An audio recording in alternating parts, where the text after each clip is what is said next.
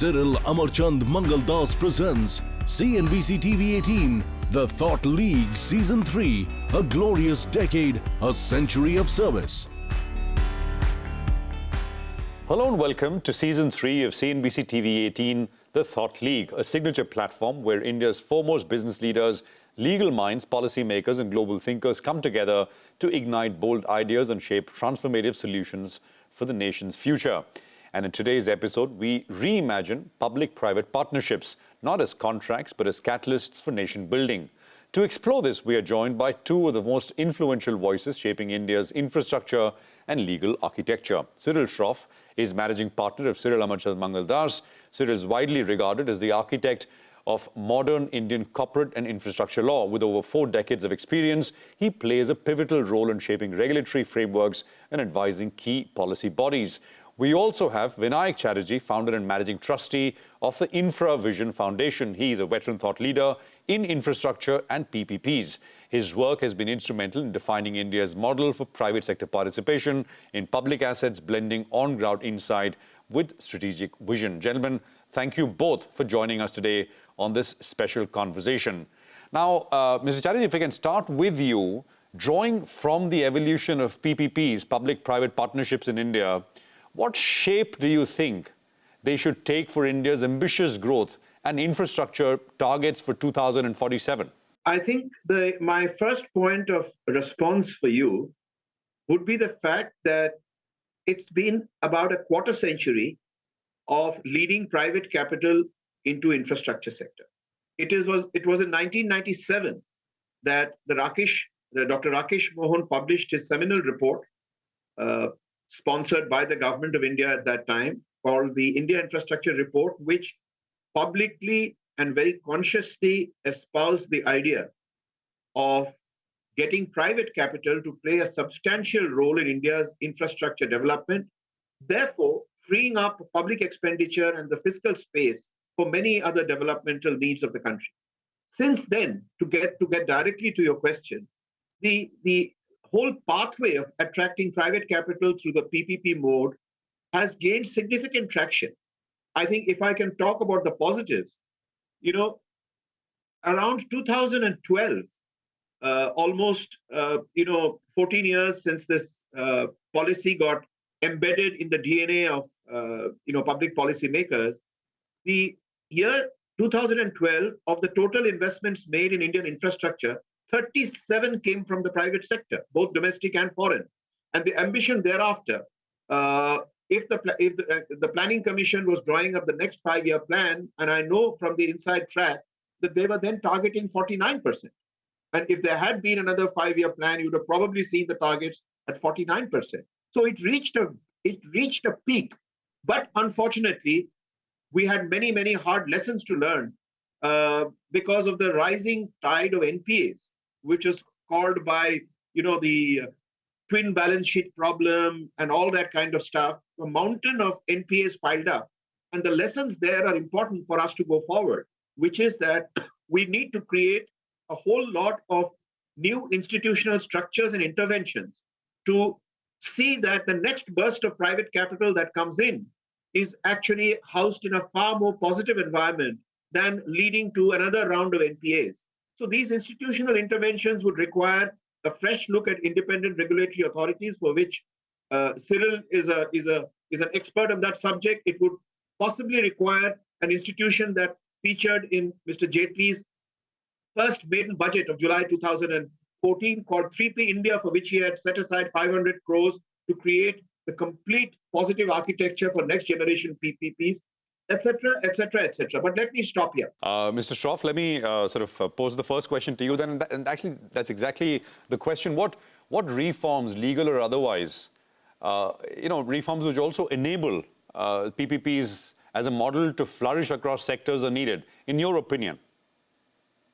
Thank you for that, Prashant. So PPPs have a long history in India, and I think it's time for a full refresh of the thinking. Firstly, we must recognize that investment or intelligent investment in infrastructure has a multiplier effect.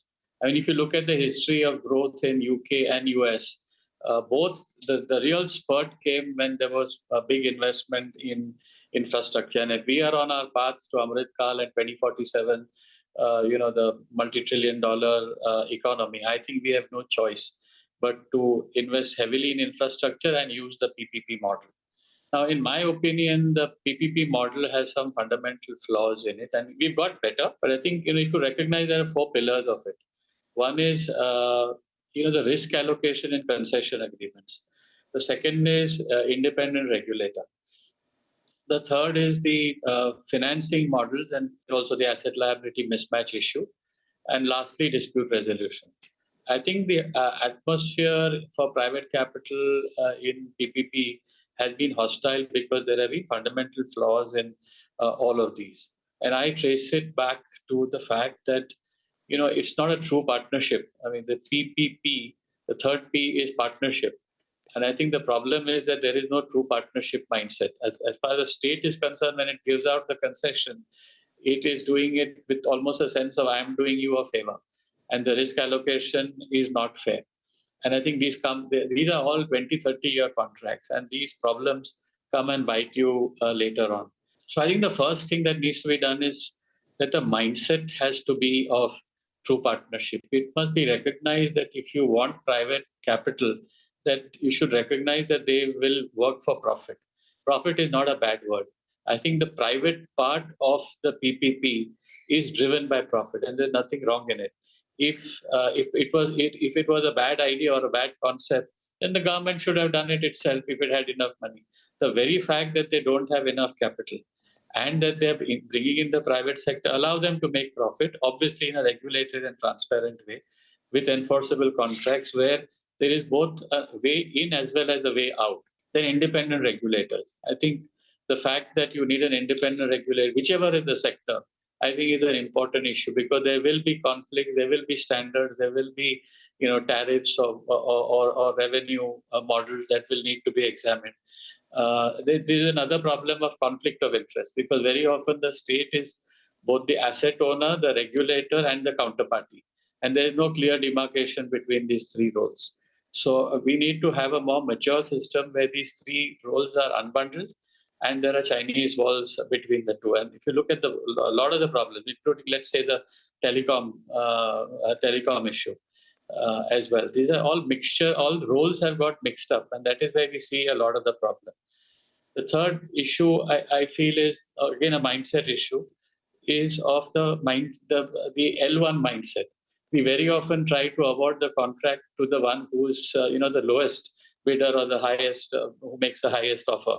That is not necessarily always the right way, because I think what we want, we are building infrastructure for 100 years.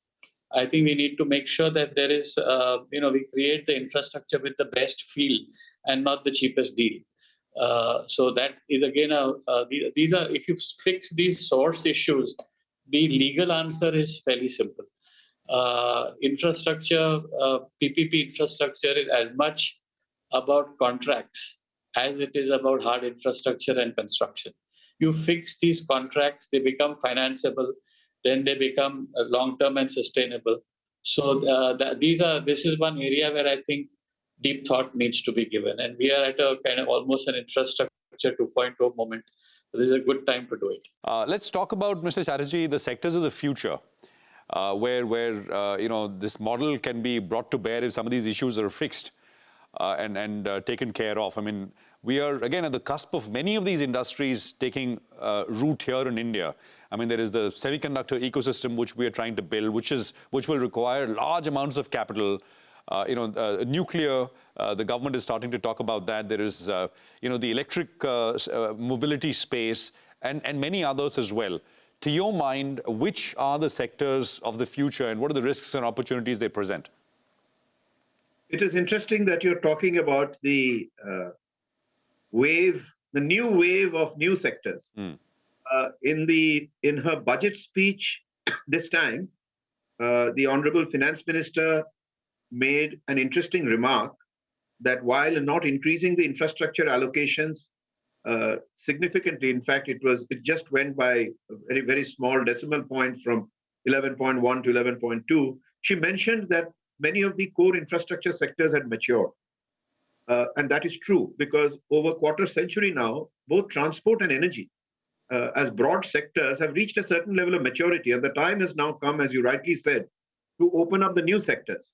Now, the new sectors are also fairly large, long-term capital guzzlers, and a variety of interventions are being used to galvanize the action there. In the case of semiconductors, you see that the Tata project, for example, is publicly known as a 50% capital subsidy on 45,000 or something on a 90,000 crore project. So you're going as high on a viability cap funding model of as high a capital subsidy as 50%.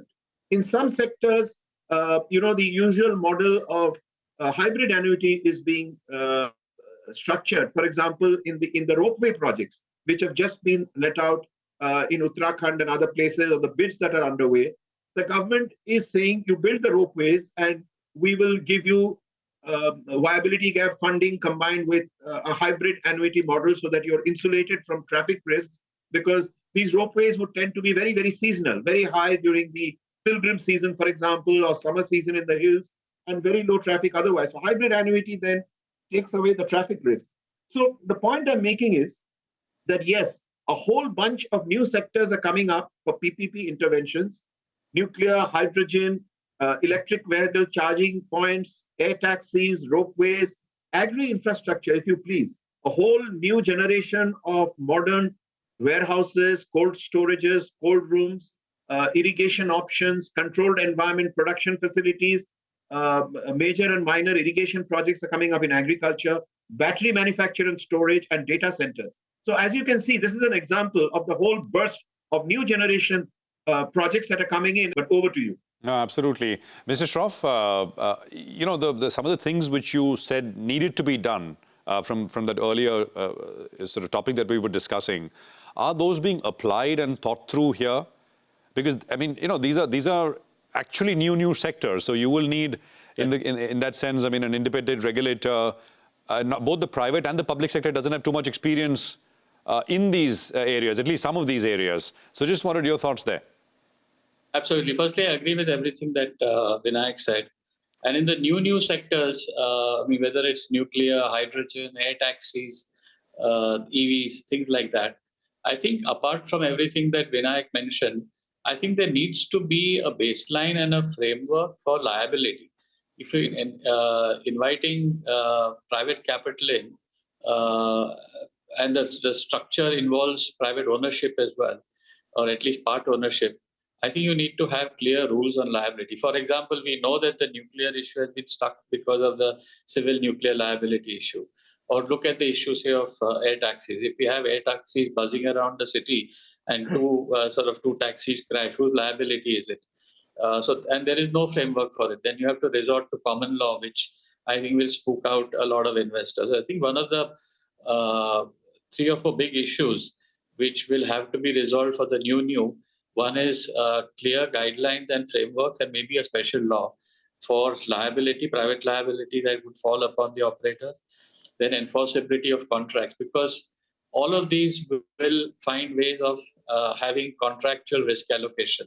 For example, hydrogen, the sets of contracts are mind-bogglingly complex. But you allocate risk based on these special contracts. But how are you going to enforce them?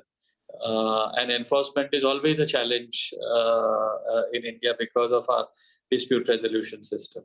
So we need to find ways of speedy resolution, sometimes almost instant resolution on a lot of these issues that will arise to make these projects bankable. I think you need 2 things. You need to have bankable projects and you need to have enforceable contracts. And both the 2 are also kind of interconnected ideas as well. I think the key takeaway I would have is that we need to go beyond policy and start being able to migrate a lot of these fantastic ideas into bankable and enforceable legal frameworks. Well, it's time for a quick commercial break here, but we continue our conversation with Mr. Shroff and Mr. Chatterjee on the other side. Don't go anywhere.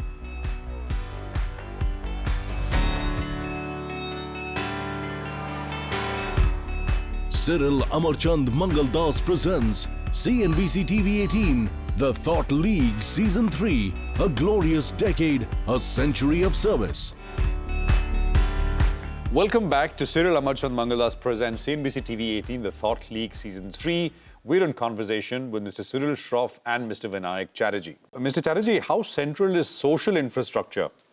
And do you see a role for the private sector here? What is happening? What is the state of play as of now? And what is required? I'm very happy you've come to social infrastructure, because that is where India as a nation is now transitioning to, both by requirement as well as by policy recognition, that sector needs attention. Now, social infrastructure is a very large umbrella word, and traditionally it has been used to encompass areas like health, education, housing, civic services, etc., are normally classified as social infrastructure. I would actually like to broaden the vista somewhat in the definition of social infrastructure by actually including railways, agriculture infrastructure, and urban infrastructure as also social infrastructure, as distinct from core infrastructure, which is largely transport and energy.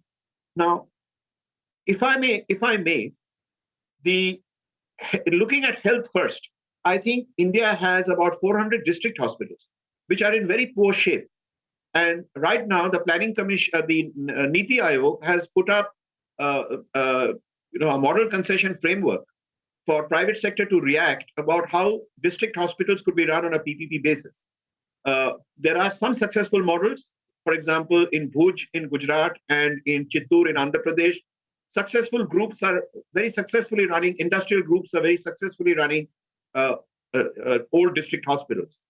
Similarly, in education and urban infrastructure, whole new frameworks have to be created, legally enforceable, as Cyril just mentioned. Railways, I'm afraid, I would like, funnily enough, while railway is core infrastructure in transportation, I would actually like to classify it as social infrastructure, because the amount of people who travel on Indian railways is 23 million a day, which is equal to the population of Australia. If that is not social infrastructure, then neither is housing. And unfortunately, in railways, it has been the single biggest laggard in PPPs. It has shown dismal record after announcement of PPP initiatives. And as Cyril rightly said, the only reason railways is not successful in PPPs because the mindset of the top leadership of Indian Railways has traditionally been anti-private sector. And they continue to think of themselves as the only dominant player in the sector. So similarly, in agri-infrastructure, I'm classifying agri also as social, because a large proportion of India's population depend for their existence, livelihood, and quality of life on agricultural income. So modernizing warehouses, modern methods of irrigation, cold chains, mandis, the trading of commodities through receipts at well-regulated warehouses. All of these are social infrastructure, and there are many different PPP interventions with the assumption that fiscal space is limited both at the central and the state level. I will just rattle off 4 models that come to mind, and I'm sure there are many more. Model 1 is very simple. It is the traditional viability gap fund plus annuity combination. Model 2 is twinning. In the district hospitals case, a very successful cash-generating medical college can be used to subsidize the hospital, which practically gives free services to economically weaker sections. Model 3 are methods of land value capture, which can be plowed back into social infrastructure, which is largely the sudden spurt in land prices that happens when a metro is announced or a new highway is announced. So land value capture. And the model 4 is something that India hasn't attempted, is that we have a huge monetizable value sitting on urban vertical space. For example, vertical space in our densely populated cities is easily monetizable if you just take the bus addas, bus stations, post offices, fire brigades, municipal offices. All of these are vertical airspace, which is very easy to monetize because the office runs only on the ground floor. So I'm just giving you an example of the social sector opportunities that present themselves, and the fact that there are innovative PPP models to address the financing and other issues. But I come back to the fundamental point that Cyril made, that these require very significant application of legal and contractual minds to see that these models succeed.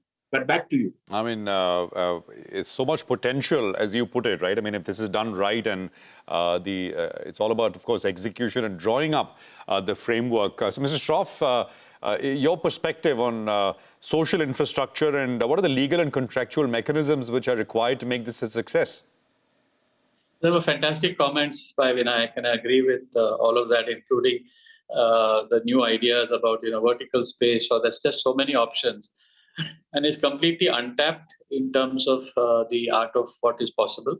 So legal innovation, I think, will be an important part of it, not only in terms of how you will extract value, but also in financing. Then whether it's going to be blended finance, impact bonds, philanthropic capital being brought into this, because the problem with social infrastructure is private capital always struggles to get in, and the government needs help. So we need to find structures by which you are able to kind of really and this is very different from other commercial forms of infrastructure, because social infrastructure has unique problems of its own. But we are not going to become a truly developed nation unless we solve this problem. So this sector has got the maximum potential for long-term impact on India as a developed country, and the most exciting, and also some of the most intractable legal problems as well. Well, that is so interesting. And I think what both of you have made clear over the last half hour is that we need bold ideas, bold new ideas, because we are actually working on so many new areas, new sectors where I think we need the PPP model to work. Thank you very much, Mr. Shroff and Mr. Chatterjee, for joining us today and sharing your deep insights on the future of India's infrastructure and PPPs. Your expertise has truly set the stage for a reimagined path forward. With that, we wrap up today's episode of Cyril Amarchand Mangaldas Presents CNBC TV18, The Thought League, Season 3. It's been a privilege to hear from some of the brightest minds, and we can't wait to bring you more thought-provoking conversations in our next episode. Thank you for being with us on this journey of transformation.